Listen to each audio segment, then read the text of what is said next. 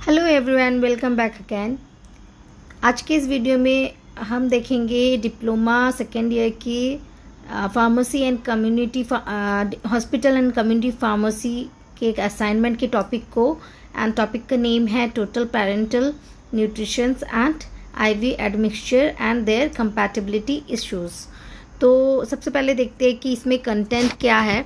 तो video start करने से पहले मैं ये बता दूं कि अगर आप मेरे चैनल पर नए हैं तो please subscribe my channel and please support me so that मैं आपके लिए नए नए वीडियोस बना के ला सकूं। एंड अगर आपको इस वीडियो में इसमें अगर लगे कहीं पे भी कि कंटेंट बहुत ज़्यादा है तो आप अपने हिसाब से थोड़ा बहुत कम लिख सकते हैं। और इसमें कुछ नहीं है, मैंने थोड़ा ज़्यादा ही डालती हूँ मैं कंटेंट की। किसी को थोड़ा होता है कि असाइनमेंट लंबा करना है, किसी को छोटा करना है, तो अपने हिसाब से करके लिख सकते हैं। और सबसे जो बड़ी बात है ये है कि जैसे कि मुझे किसी ने पूछा था कि असाइनमेंट कैसे लिखना है, तो ये जो है ये कंटेंट है, इसको आप जैसा लिखते हैं वैसे लिखिए और इसे हाईलाइट कीजिए कलरफुल पेन के साथ या स्केच पेन के साथ।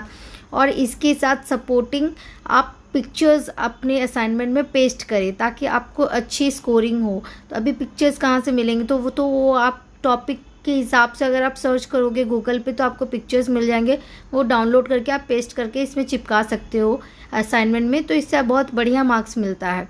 तो चलो ठीक कर हैं, अभी शुरू करते हैं कंटेंट से। तो कंटेंट में आप देख सकते हो कि इंट्रोडक्शन है, एब्स्ट्रैक्ट है, इंडिकेशंस है, मैकेनिज्म ऑफ एक्शंस है, एडमिनिस्ट्रेशन है, एडवर्स इफेक्ट है, कॉन्ट्रा इंडिकेशंस है, monitoring, toxicity, conclusion and reference. तो शुरुआत करते हैं टीपीएन इंट्रोडक्शन से। टीपीएन क्या है? Total parental nutritions. तो ये क्या होता है, अगर मैं सादा लैंग्वेज में अगर आपको बताऊं तो क्या होता है कि बहुत बार कई बार ऐसा होता है कि इंसान बहुत अनकॉन्शियस रहता है। वो अपने मतलब वो ऐसा नहीं कि उसको दवाई दिया तो वो मुंह से खा सकता है, ओरली ले सकता है, तो वो अनकॉन्शियस होता है। और या फिर क्रिटिकल इल होता है, जैसे कि किसी की केमोथेरेपी चल रही है, या फिर कोई होता है ना प्रीमेच्योर बेबी बॉर्न होता है, तो उस केस में क्या होता है कि हम उसे नहीं दे सकते। तो ऐसे सीधे ओरली हम उसके न्यूट्रिशन बोलिए, मतलब खाना बोलिए, या फिर होता है मेडिकेशन बोलिए, हम सीधा नहीं दे सकते। तो इसके लिए टीपीएन का यूज़ करते हैं, टोटल पेरेंटल न्यूट्रिशन। तो टीपीएन के थ्रू से हम जो पेशेंट को है मेडिकेशंस हो गया, इलेक्ट्रोलाइट बैलेंस हो गया, मतलब आपका इलेक्ट्रोलाइट जो बॉडी के लिए बहुत ज़रूरी है, हमारे बॉडी के मैकेनिज़्म के लिए, और न्यूट्रिशन हो गया जो हमारे मेटाबॉलिक एक्टिविटीज़ के लिए बहुत ज़्यादा ज़रूरी है, फैट, कार्बोहाइड्रेट, प्रोटीन्स, ये सारे हम टीपीएन के थ्रू दे सकते हैं। इसके साथ साथ जो है मेडिकेशन दे सकते हैं, जो भी मतलब आईवी मिक्सचर्स जो होता है वो भी दे सकते हैं। इंटरवेनस जो मतलब जो भी हमें मेडिसिन देना है, इमरजेंसी डिलीवरी ऑफ मेडिसिन भी जो है वो टीपीएन के थ्रू से दे सकते हैं। तो क्रिटिकली जो इल पेशेंट्स होते हैं, जो अनकॉन्शियस होते हैं, मुंह से नहीं खा सकते हैं, और उनको मतलब बहुत ज़रूरी होता है कि उनके बॉडी में proper nutrition time to time जाता रहे ताकि मेटाबॉलिक एक्टिविटीज़ जो है वो चलती रहे, प्लस मेडिकेशन भी हो। और ज़्यादा मेडिकेशन के साथ मतलब हम कोई क्या होता है कि मतलब हम पूरा प्योर मेडिकेशन जल्दी से जल्दी मतलब हम उसका एक्शन देखना चाहते हैं, या फिर उसे जल्दी डिलीवर करना चाहते हैं, इमरजेंसी डिलीवरी ऑफ मेडिसिन, तो उस केस में जो है टीपीएन का यूज़ होता है। तो इसी के बारे में इसमें लिखा हुआ है, क्योंकि जब हम टीपीएन देते हैं तो डायरेक्टली जो है वो मेडिसिन जो है हमारे ब्लड स्ट्रीम में जाके मिलता है और डायरेक्ट एक्शन होता है। तो उसमें ज़्यादा टाइम नहीं लगता है बॉडी को रिस्पॉन्स करने के लिए मेडिकेशंस के लिए। तो इसी बात का यहाँ पे मतलब इंट्रोडक्शन दिया गया है। फिर वो एब्स्ट्रैक्ट के बारे में यहाँ पे लिखा गया है कि इसके क्या क्या एडवर्स इफेक्ट हो सकते हैं, और क्या मतलब किस तरीके से हमें देना चाहिए, उसकी एडमिनिस्ट्रेशन कैसी करनी चाहिए, वो सारी बातें यहाँ पे लिखी हुई है। फिर है इंडिकेशन मतलब कैसे जगह में हम दे सकते हैं, टीपीएन का ज़रूरत क्यों पड़ता है, मेनली हम कौन से पेशेंट के लिए हमें टीपीएन की ज़रूरत पड़ती है। तो यहाँ लिखा है कि जब मतलब न्यूट्रिशन अगर हम ओरल रूट से नहीं दे सकते हैं और तो फिर तो हमारे पास एक ही ऑप्शन रह जाता है टीपीएन का, है ना, मेडिकेशन हो या फिर जो भी न्यूट्रिशन है। तो अगर हम ओरली नहीं दे सकते तो हमारे पास टीपीएन ही एकमात्र ऑप्शन रह जाता है।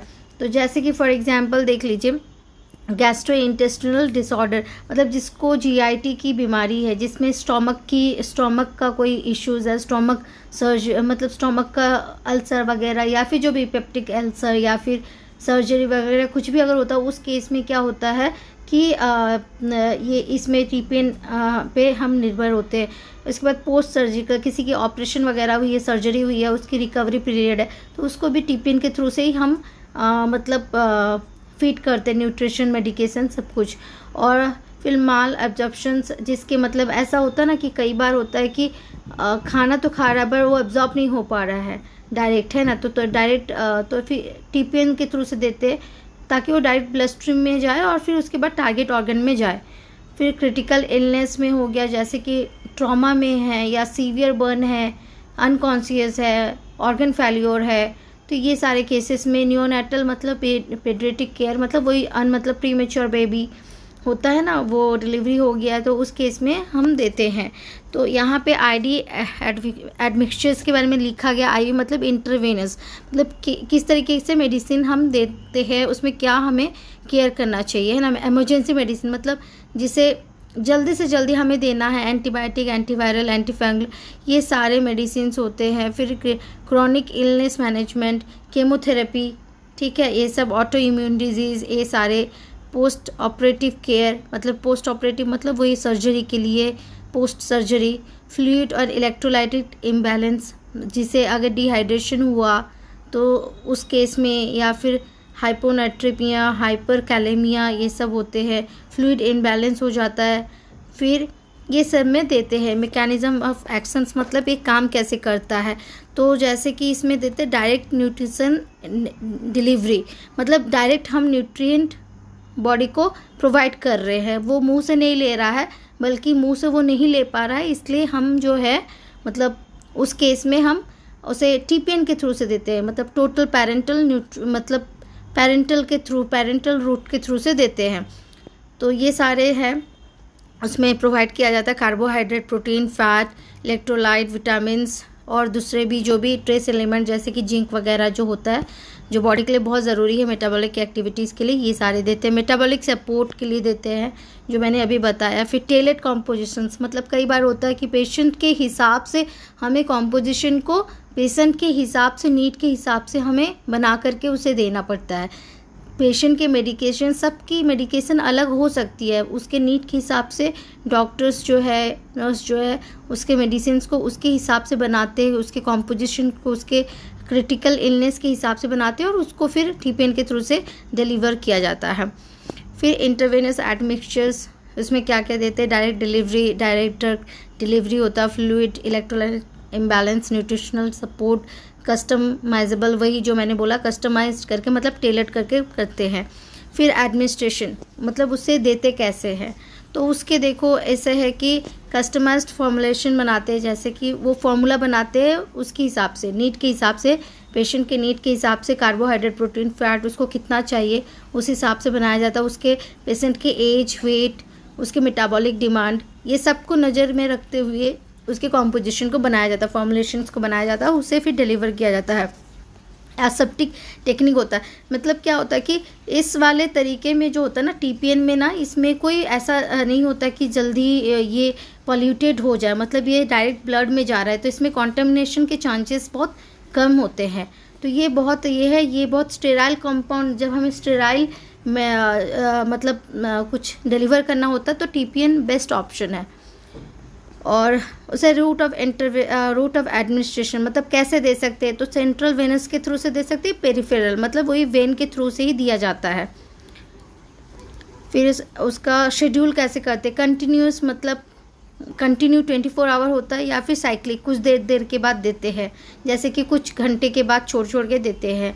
फिर मॉनिटर किया जाता है कि हमने जो दिया है उसका कोई साइड इफ़ेक्ट आ रहा है या नहीं, उसे भी देखना पड़ता है, तो उसके लिए हम रेगुलरली मॉनिटर करते हैं। या फिर एडजस्टमेंट इन द सेंस कि मान लो कि जो चीज़ ऑलरेडी प्रूव्ड है, मतलब क्लिनिकली प्रूव्ड है, क्लिनिकली रिसर्च में ऑलरेडी प्रूव्ड है कि ये अगर इस डोज को इतने डोज को अगर हम इतने इंटरवल में देंगे तो कम चांस है कि इसके इफेक्ट नहीं आएंगे, एडवर्स इफेक्ट उसके नहीं आएंगे, उसके साइड इफेक्ट नहीं है। तो वैसे भी फॉलो किया जाता है कि एडजस्टमेंट किया जाता है कि हाँ ये ऑलरेडी प्रूव्ड वे है तो ये प्रूव्ड वे में हम चलते हैं। फिर उसके बाद वही है कि ऐसे प्रिपेयर कैसे किया जाता है, मेडिकेशन मिक्सिंग किया जाता है, सेप्टिक टेक्निक किया जाता है। एडवर्स इफेक्ट क्या क्या हो सकते हैं, इसके साइड इफेक्ट क्या हो सकते हैं, हाइपरग्लाइसीमिया मतलब वही ब्लड ग्लूकोज लेवल ज़्यादा हो जाता है, ग्लूकोज लेवल कम हो जाता है, इलेक्ट्रोलाइट इनबैलेंस हो जाता है, लिपिडीमिया मतलब फैट ज़्यादा हो जाता है ना।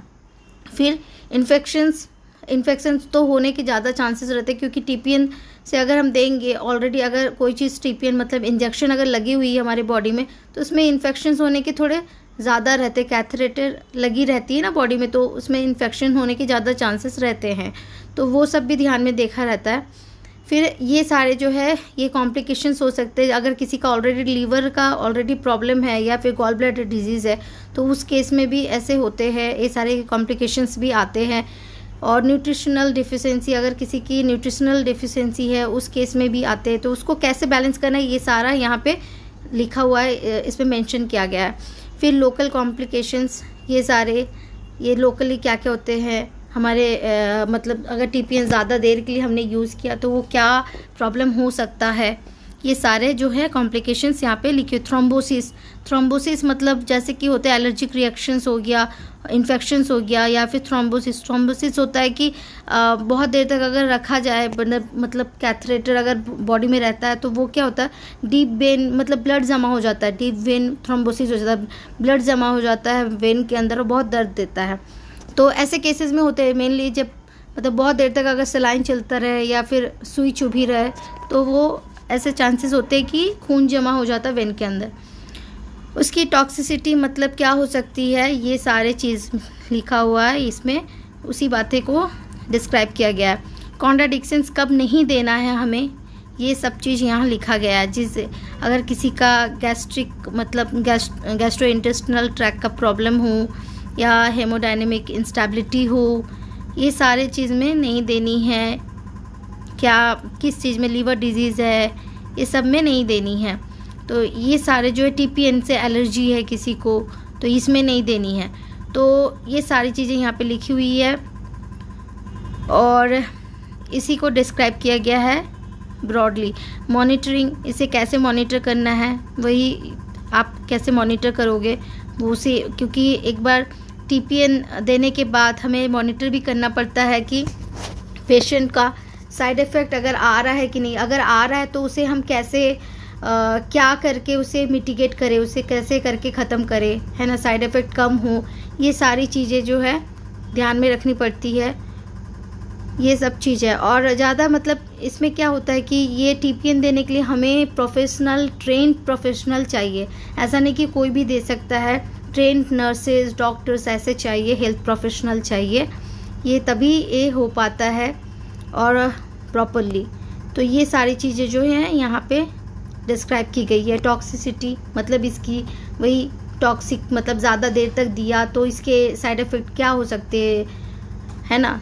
तो वही blood sugar increase decrease, lipid increase हो सकता है, इलेक्ट्रोलाइट बैलेंस हमारा बिगड़ सकता है, मेटाबॉलिक एक्टिविटीज़ हमारा डिसबैलेंस हो सकता है। ये सारी चीज़ें यहाँ पे लिखी। लीवर टॉक्सिसिटी हो जाता है, अगर कोई चीज़ हमारे बॉडी में ज़्यादा भी हो गई तो भी प्रॉब्लम है, कम भी हो गई तब भी प्रॉब्लम है। तो ये सब चीज़ यहाँ पे लिखी हुई है, डिस्क्राइब की हुई है इन डिटेल।